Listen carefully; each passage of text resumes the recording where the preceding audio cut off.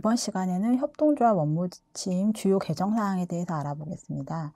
첫 번째로 협동조합 명칭 관련 유의사항, 두 번째로는 협동조합 설립 신고, 인가 관련 내용, 세 번째로는 출자금 총회, 마지막으로 사업 및 경영 공시 관련 유의사항에 대해 살펴보도록 하겠습니다.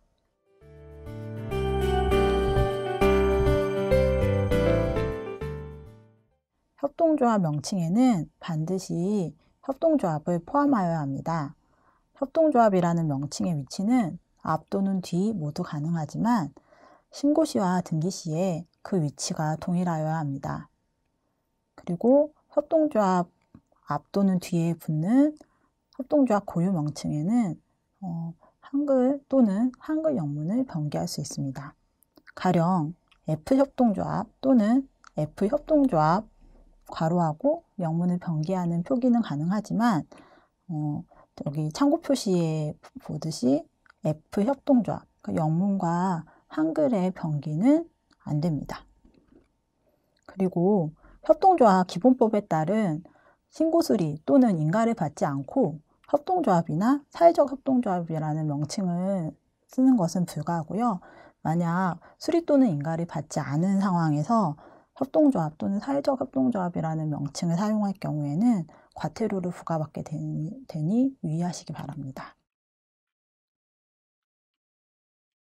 또한 중복 또는 혼동되는 명칭을 사용하는 것을 금지하고 있습니다. 이는 전국에서 동일한 명칭이 있으면 안 된다는 의미는 아니고요. 동일한 특별시, 광역시, 특별자치시, 시군구에서 다른 협동조합 등이 등기한 명칭을 사용하는 것을 금지하고 있습니다. 따라서 시도 및 중앙부처는 협동조합 또는 사회적 협동조합의 설립 신고 및 설립 인가 신청 시에 명칭 중복 여부를 반드시 먼저 확인하셔야 합니다. 이는 대법원 인터넷 등기소에서 검색하여 동일 명칭의 협동조합이 기설립되어 있는지를 확인하실 수 있습니다. 명칭을 정할 때 유의하셔야 되는 사항들에 대해서 살펴보면 다음과 같습니다. 사업구역과 사업분야, 조합원 구성을 함께 씀으로써 다른 협동조합과 구별되는 명칭을 사용해서 혼동을 최소화할 수 있고요. 또한 전체를 대표하거나 연합회로 오인할 수 있는 명칭도 사용이 금지되므로 유의하셔야 합니다. 가령 협동조합 중앙회, 중앙협회 협동조합, 전국연대 협동조합 같은 명칭은 사용하시는 것을 지양하시는 게 좋습니다.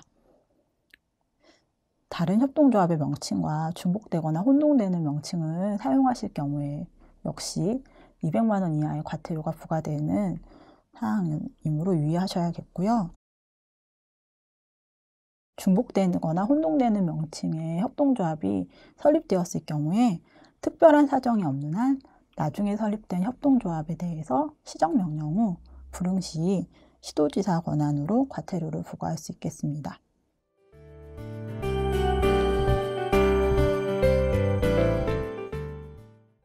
협동조합 설립 절차에 대해 간단히 살펴보도록 하겠습니다. 우선 협동조합은 5인 이상의 조합원 가족을 가진 조합원이 모여야 합니다. 조합원 자격에는 제한이 없고요. 자연인 혹은 법인도 가능합니다.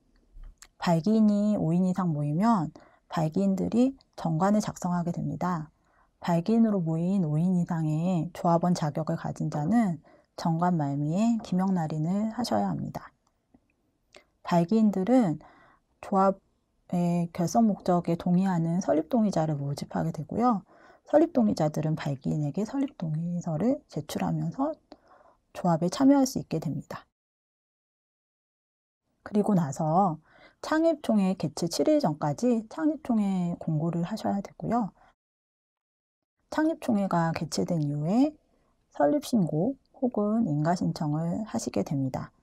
설립신고나 인가신청은 발기인 또는 설립동의자가 일반 협동조합의 경우에는 주사무소 소재지 관할 시도지사에게, 사회적 협동조합의 경우에는 소관 중앙 행정기관의 장에게 설립신청서 혹은 설립인가신청 서류를 제출하게 됩니다.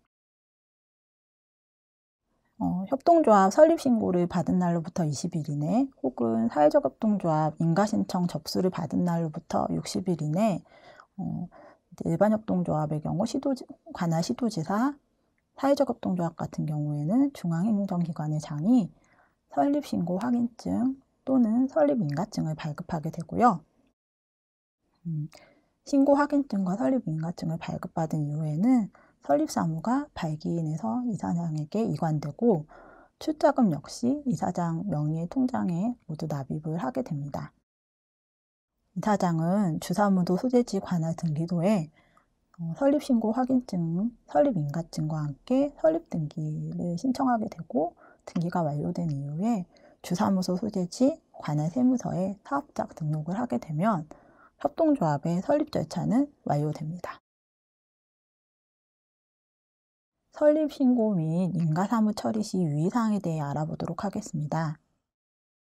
설립신고 확인증 또는 설립인가증 발급기한은 보완을 요구하거나 반려하는 경우를 제외하고는 접수일로부터 20일 또는 사회적 협동조합 같은 경우 60일 이내에 발급하도록 합니다. 신고 수리 여부에 대한 통지기한은 협동조합과 사회적 협동조합이 다른데요. 시도지사는 설립증 신고를 받은 날로부터 20일 이내에 신고 수리 여부를 신청인에게 통지하여야 하고 사회적 협동조합 같은 경우 중앙행정기관의 장은 설립인가 신청서를 접수한 후 신청일로부터 60일 이내에 설립인가 여부를 신청인에게 통지해야 합니다. 이 기간 내에 신청인에게 설립신고 수리 여부 혹은 인가 여부를 통지하지 아니하면 그 기한 만료 다음 날부터 신고 수리 혹은 인가가 간주되게 됩니다. 민원 처리 등에 관한 법률에 따라 아래의 기한은 신고 혹은 인가 사무 처리 기한이 산입되지 않습니다. 공휴일과 토요일, 신청서 보완에 소요되는 기간, 그리고 특별한 추가 절차, 가령 임원 결격 사유 확인 등을 위해 부득이하게 소요되는 기간 등에 대해서는 신고 수리 혹은 인가 처리 기한으로 설정된 20일 또는 60일 이내의 기한 산입에 포함되지 않습니다. 설립 인가 신청이 되더라도 반려가 가능한 사항들이 있습니다. 먼저 설립 인가 구비 서류가 미비된 경우, 두 번째로 설립 절차, 정관 및 사업계획서 내용이 협동조합 기본법 및 관계법령을 위반한 경우, 마지막으로 설립인가 기준에 미치지 못하는 경우에 대해서는 설립인가 신청의 반려가 가능합니다. 설립신고 혹은 설립인가 신청 서류들에 대해서 각각의 공통 확인사항에 대해 살펴보도록 하겠습니다. 우선 협동조합 설립신고서, 사회적 협동조합 인가신청서는 시행규칙 별지 서식으로 규정되어 있습니다. 그래서 반드시 서식을 준수하셔야 하고요. 협동조합을 설립하고자 하는 자가 설립신고인 혹은 인가신청인이 되어야 하므로 발기인 또는 설립동의자 중 1인이 신청서상 설립신고인, 인가신청인이 됩니다. 가끔가다 행정사가 설립신청인으로 이제 기입이 되는 경우가 있는데요. 행정사는 설립신청인이 될 수 없습니다. 두 번째로 정관에 대해 살펴보도록 하겠습니다. 정관은 협동조합의 조직 형태, 그리고 협동조합의 운영 방법, 사업에 대한 내용들을 규정하고 있는 협동조합의 기본적인 자치법규입니다. 법정 서식은 없고 제출하실 때 사본 제출도 가능합니다. 다만 주요 확인사항은 법 내용을 준수하셔야 하는데요. 우선적으로 확인하셔야 될 사항은 정관 필수 기재 사항인 법 제16조 1항 각 호의 사항들이 정관에 모두 포함되어 있는지를 확인하셔야 합니다. 그리고 아까 살펴보았던 협동조합의 명칭 등 내용이 법령에 적합한지 여부를 보셔야 합니다.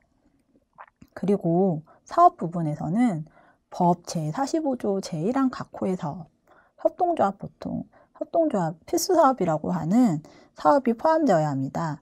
이 협동조합 필수 사업은 협동조합의 기본적인 내용을 규율하고 있는데요. 이 부분은 반드시 사업에 포함이 되었는지를 확인하셔야 합니다. 그리고 협동조합의 사업의 내용이 금융 및 보험업을 포함하고 있다라고 하면 이 부분 역시 협동조합 기본법에 위배되는 사항이기 때문에 금융 및 보험업과 관련된 업종이 협동조합 사업으로 들어가 있는지 여부를 확인하셔야 합니다. 마지막으로 형식적인 요건인데요. 정관 말미에 5인 이상의 발기인 전원이 기명 날인했는지 여부를 확인하셔야 할 것 같습니다. 창립총회 개최 공고문이 세 번째 서류입니다. 역시 법정 서식은 없습니다.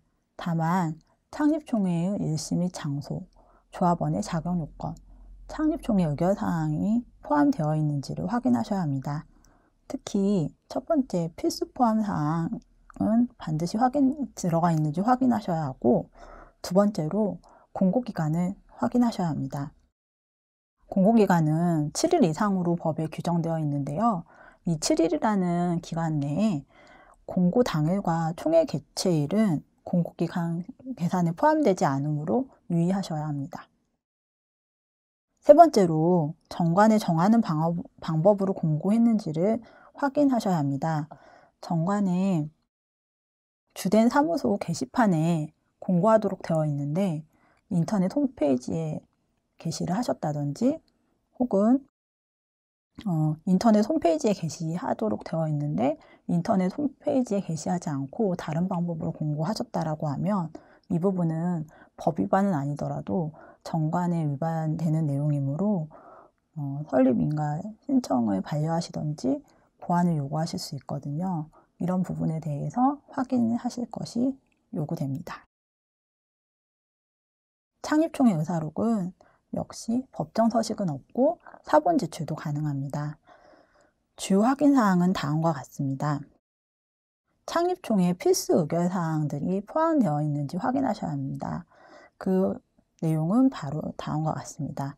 정관 승인, 사업계획과 예산 승인, 임원 선출, 그리고 기타 설립에 필요한 사항에 대해서 반드시 창립총회를 통해 의결하도록 하고 있는데요. 이 내용이 포함되어 있는지를 확인하실 필요가 있습니다. 그리고 필수 기재사항은 아니지만 등기 시 편의를 위하여 주사무소 주소를 창립총회 의사록에 기재할 것을 권장하고 있습니다. 그리고 현장에서 많이 틀리시는 부분이 임원의 선출 방법과 관련되는 내용입니다. 임원의 선출 역시도 협동조합 기본법에 부합하셔야 하는데요. 법 제34조에 의한 사항과 그리고 협동조합 각각이 자치적으로 정관에 정한 협동조합 임원 선출 방법에 합치하는 방법으로 임원을 선출했는지를 의사록을 통해 확인하셔야 합니다. 법 제34조에 따르면 협동조합 임원은 이사 먼저 선임한 이후에 이사 중에 이사장을 선출하도록 되어 있습니다. 따라서 이사장과 이사를 동시에 선출한다든지 혹은 이사장을 먼저 선출한 이후에 이사를 선출하는 식으로 의사록에 규정되어 있다면 이는 협동조합 기본법에 위반하는 내용입니다. 그리고 기본법뿐만 아니라 정관에 합치하는 방법으로 임원을 선출해야 합니다. 가령 정관에는 조합원 외의 자를 임원으로 선출하는 것을 금지하고 있는데 조합원 외의 자를 임원으로 선출한다든지 정관에는 이사를 반드시 4명 이상 선출하도록 되어 있는데 3명만 선출한다고 하는 경우에는 협동조합 기본법 위반은 아니지만 정관 위배 사항이므로 이 역시 보완을 요청하셔야 합니다. 다섯 번째로 임원 명부에 대해 말씀드리겠습니다. 임원 명부는 시행규칙 별지 제3호 서식으로 법정 서식이기 때문에 반드시 서식을 준수하도록 하셔야 합니다. 그리고 임원은 반드시 이사장 1명을 포함한 3명 이상의 이사와 1명 이상의 감사로 구성되어야 하기 때문에 이 법정 최소 정수를 지키고 있는지를 확인하셔야 합니다. 또한 아까 의사록에서 설명드렸다시피 이사장은 반드시 이사 중에서 선출해야 된다는 점 유의하셔야 하고요. 그리고 세 번째로 법인이 협동조합의 임원인 경우에는 직무수행 대행자의 정보를 기재하면 됩니다. 이 부분은 사회적 협동조합에는 해당하지 않습니다. 사회적 협동조합 같은 경우에 법인인 조합원은 가능하지만 법인인 조합원이 임원이 되는 것은 불가하기 때문에 이 세 번째 항목 같은 경우에는 협동조합만 가능한 상황이라는 것을 유의하셔야 됩니다. 그리고 네 번째로 행정기관에서는 임원 명부에 제출한 임원들이 협동조합 기본법 제36조에 규정된 임원 결격 사유에 해당하는 자인지 여부를 확인하셔야 합니다. 이 부분에 대한 자세한 사항은 업무 지침을 통해 확인하실 수 있습니다. 사업계획서는 협동조합, 사회적 협동조합 모두 가장 중요한 서류 중에 하나인데요. 역시 시행규칙 별지 서식으로 규정되어 있어서 관련 서식을 준수하셔야 합니다. 행정기관에서 주요 확인해야 될 사항들은 각각 다음과 같습니다. 사업계획서에 기재된 사업의 명칭은 협동조합의 정관에 기재된 사업 내용과 완벽히 일치해야 합니다. 가끔 가다 보면 명칭이 다르게 들어간다든지 정관에 기재된 사업 명칭이 사업계획서에는 없다든지 혹은 사업계획서에 기재된 사업 내용이 정관에 없는 경우가 있는데요. 이는 모두 다 보완을 요청하셔야 되는 상황입니다. 그리고 법 제45조에 규정된 협동조합 필수 사업 3가지가 반드시 기타 사업으로 포함이 되어 있어야 하고 그리고 사업 내용에 금융 및 보험업이 포함되면 안 됩니다. 그리고 사업계획서에는 협동조합 정관에 규정된 모든 사업에 대한 사업 추진 계획 및 예산 산출 근거가 기재되어 있어야 합니다. 이 부분을 지키지 않으신 경우에는 보완을 요청하셔야 합니다. 그리고 예산이 없는 경우가 있습니다. 그래서 지금 비예산 사업으로 오래 진행을 하신다든지 아니면은 앞으로 몇 년 안에 진행할 사업이어서 이제 예산을 이제 적을 수 없다라든지 이런 케이스가 있을 수 있는데요. 이런 부분의 경우에는 그럼에도 불구하고 사업계획서에 예산이 없으면 비예산이라고라도 표시를 해주시고 반드시 향후에 어떻게 추진할 것인지를 추진 계획 혹은 세부 사업계획서에 자세히 기입을 해주셔야 합니다. 수입지출 예산서 역시 시행규칙 서식이 있어서 반드시 서식을 준수할 것을 말씀드리고요. 수입지출 예산서 역시 정관과 사업계획서와의 일관성이 중시가 됩니다. 그래서 보셔야 될 사항은 다음과 같습니다. 수입과 지출의 합계 금액은 일치하여야 하고요. 사업계획서상 해당 연도에 수행하는 사업에 대한 수입과 지출 내역은 모두 기재하셔야 합니다. 설립신고 그리고 설립인가 신청 서류에서 주요하게 확인하셔야 될 사항 중에 하나는 사업의 일관성 여부입니다. 그러니까 계획 단계에서 이 협동조합의 신고를 수리할 것인지 그리고 설립을 인가할 것인지 여부의 판단은 결과적으로는 이 해당 협동조합이 얼마나 구체적인 사업 계획을 가지고 있으며 실제로 설립이 돼서 활동할 수 있는지 여부를 확인하는 부분이라고 할 수 있습니다. 이런 부분에 있어서 사업 내용의 확인과 그 사업 내용의 구체성은 사업계획서, 수입지출예산서, 정관상의 주사업 계획에 따라 좌우가 될 수 있을 텐데요. 그렇기 때문에 정관과 사업계획서, 수입지출예산서상의 사업의 일관성이 가장 중요한 체크포인트가 되겠습니다. 8번째로 출자자 명부가 제출 서류 중에 하나입니다. 법정 서식은 없지만 반드시 들어가야 할 내용은 다음과 같습니다. 출자 일자당 금액, 그리고 조합원 개인별 출자 자수, 전체 총 출자 금액이 반드시 기재되어야 합니다. 주요 확인사항은 출자 한자의 금액이 모두 균일한지, 그리고 모든 조합원이 한자 이상 출자하고 있는지 여부입니다. 그리고 협동조합의 주요 특성상 조합원 1인의 출자자 수가 총 출자자 수의 30%를 초과하면 안 됩니다. 가령 총 출자 금액이 1자당 10,000원씩 100자인, 그러니까 총 출자 금액이 100만 원인 협동조합의 경우 한 명의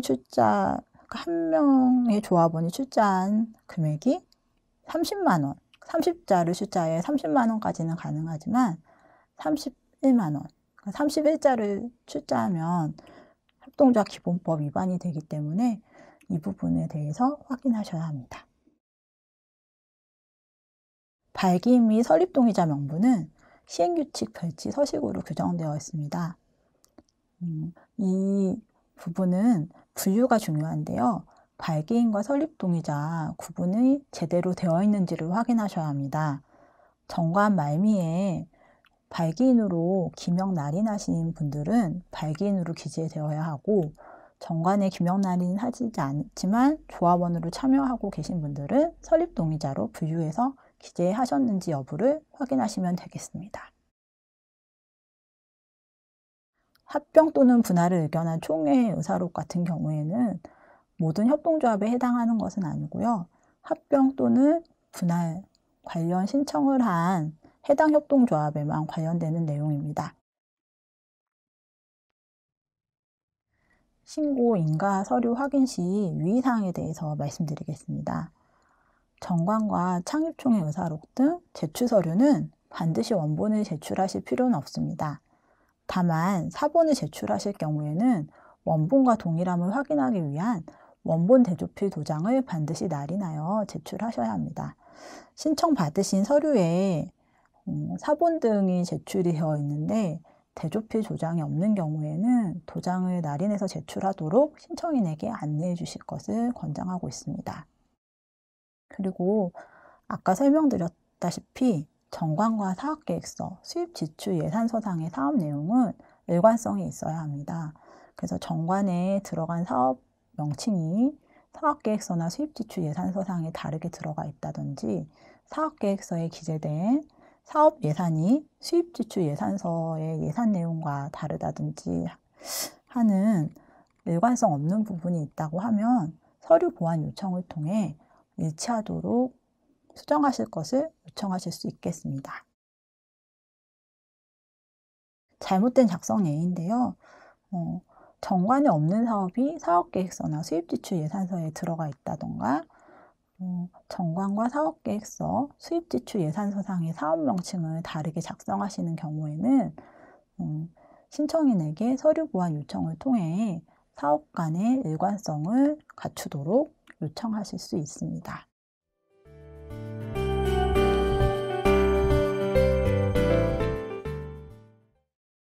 출자금 관련 유의사항에 대해 살펴보도록 하겠습니다. 협동조합의 출자란 조합원이 협동조합 운영에 소요되는 자금을 출연하는 행위를 말합니다. 협동조합의 자본금은 조합원이 납입한 출자금의 총액으로 규정되어 있는데요. 이때 출자를 할 때 출자 일제 금액은 균일하게 정하여야 합니다.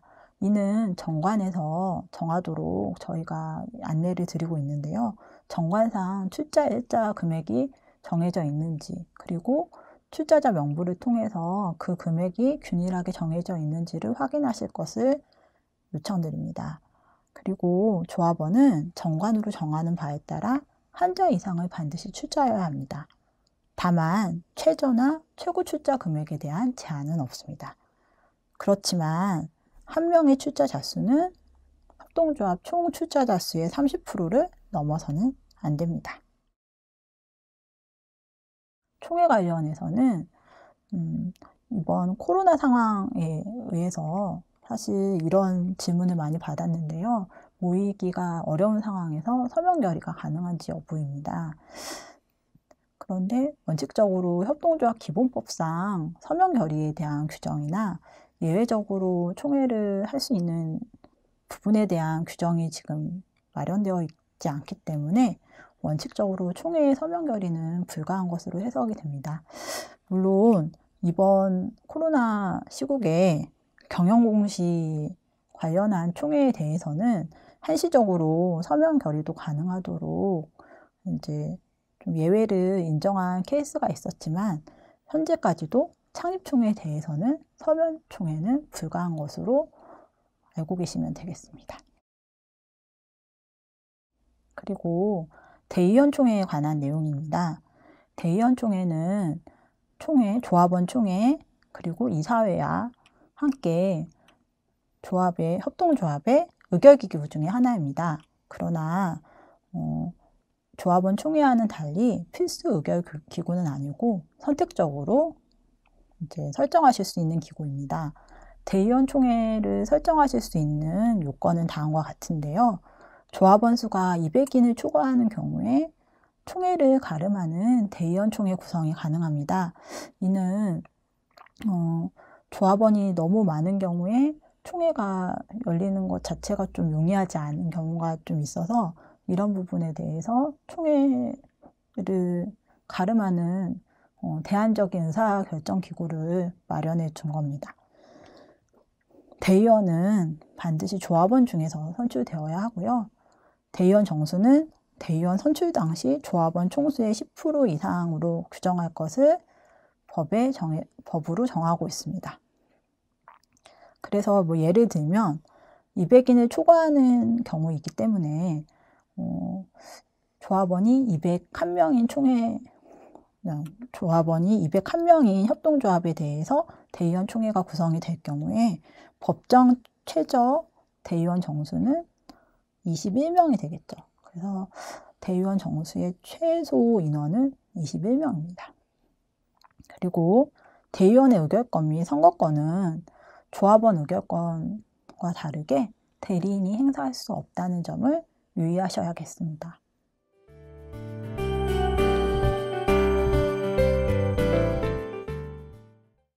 사업 관련 유의사항입니다. 주사업에 대해서는 조합의 설립 목적을 달성하기 위해서 필요한 사업을 자율적으로 정하실 수 있습니다. 사업의 내용은 정관의 주사업 내용으로 설정하시면 되고요. 행정기관에서는 정관상 사업이 과연 조합의 설립 목적을 달성하기 위해서 필요한 사업인지 여부를 확인하셔야겠습니다. 그리고 여러 번 설명드렸다시피 필수적으로 포함해야 되는 협동조합 필수 사업에 대해서 말씀드릴 건데요. 이거는 크게 세 가지입니다. 조합원과 직원에 대한 상담, 교육 훈련 및 정보 제공 사업, 그리고 협동조합 간 협력을 위한 사업, 마지막으로 협동조합의 홍보 및 지역사회를 위한 사업. 이 세 가지 내용이 협동조합의 기타 사업으로 반드시 정관에 기재되어 있고 사업계획서와 수입지출 예산서 상으로도 포함이 되어 있는지 여부를 확인하셔야 합니다. 사업 관련해서 유의하실 부분은 또 있는데요. 협동조합 기본법상으로는 금융 및 보험업을 제외한 전업종에 대해서 협동조합 사업을 진행하실 수 있도록 안내하고 있으나 사업을 실제로 개시하기 위해서는 관련 업종에 따라 면허 및 허가를 받아야 하는 일들이 있습니다. 가령 영유아 보육법, 여객 자동차 운수사업법, 의료법, 경비업법 등에서는 법에 따른 면허 및 허가가 없다면 사업을 시행하시기 어려운 케이스가 있는데요. 이런 경우에는 반드시 이 부분까지 해결하시고 진행하셔야 사업을 수행하실 수 있겠습니다. 그리고 협동조합 기본법에서는 제한하고 있지 않지만 관련 법령에 의해서 협동조합이 참여가 불가능한 업종들도 있습니다. 예를 들자면 협동조합은 농지법에 따른 농지구입이 불가능하고 의료법에 따라서는 암마을 운영이 불가능하고 그리고 계속 설명드렸다시피 금융 및 보험업은 영위할 수가 없습니다. 이런 부분에 제한이 있다는 것을 유의하시고 사업 진행 시 참고하셔야겠습니다. 협동조합은 일정 요건을 충족하실 경우에는 반드시 경영공시를 하셔야 합니다. 공시 대상은 다음과 같은데요. 조합원 수가 200인 이상인 경우 혹은 직전 사업연도 사업결산 보고서에 적힌 출자금 납입 총액이 30억 원 이상인 경우에는 반드시 협동조합 경영공시를 이행하셔야 합니다. 그리고 공시 대상이 아니더라도 자율적으로 공시를 진행하실 수도 있는데요. 특히 우선 출자를 발행하고자 하는 협동조합은 경영공시를 실시하셔야 우선 출자 발행이 가능하므로 이 부분을 유의하셔야겠습니다. 사회적 협동조합은 모든 사회적 협동조합이 경영공시 대상으로 경영공시가 의무사항입니다. 모든 사회적 협동조합은 매 회계연도 결산일로부터 4개월 이내 협동조합 홍보 포털에 경영공시 내용을 공시하셔야 합니다. 사회적 협동조합이 홍보 포털에 경영공시 내용을 입력하면 소관 중앙행정기관은 경영공시 자료를 검토하고 최종 확인을 하게 되고요. 이런 내용에 대해서 한국사회적기업진흥원은 경영공시 내용 입력 및 후속조치 대상 확인 등에 대한 업무를 지원해서 수행하게 되고요. 마지막으로 기획재정부는 경영공시 가이드라인 작성 및 교육 등을 총괄하고 있습니다. 경영공시 업무를 진행하실 때 유의사항에 대해 살펴보도록 하겠습니다. 관할 협동조합의 정관, 사업결산 보고서, 그리고 총회 자료 등 경영공시 자료의 첨부가 제대로 되어 있는지 여부를 1차적으로 확인하셔야 하고요. 두 번째로는 경영공시 첨부 자료와 시스템에 입력한 데이터가 일치하는지 여부를 확인하셔야 합니다. 이렇게 자료를 검토하신 이후에 미비한 사항은 해당 협동조합에 통보해서 보완하도록 하시고, 이렇게 보완된 자료가 있는지, 보완이 제대로 됐는지를 확인하신과 동시에 관할 협동조합 중에서 경영공시 의무를 준수하지 않는 기관이 있는지 여부까지도 확인하셔야 하겠습니다. 이렇게 해서 협동조합 기본법 및 관계법령 위반 여부를 확인하신 이후에 위반 사항이 발견될 경우에는 시정명령, 과태료 및 벌칙 부과 등의 후속 조치까지 완료하셔야 합니다. 이와 관련되는 다른 자세한 사항들은 경영공시 관련 교육자료가 있으니까 참고하시기 바라겠습니다. 지금까지 협동조합 업무지침 주요 개정사항 중 공통으로 적용되는 사항들에 대해서 알아보았습니다.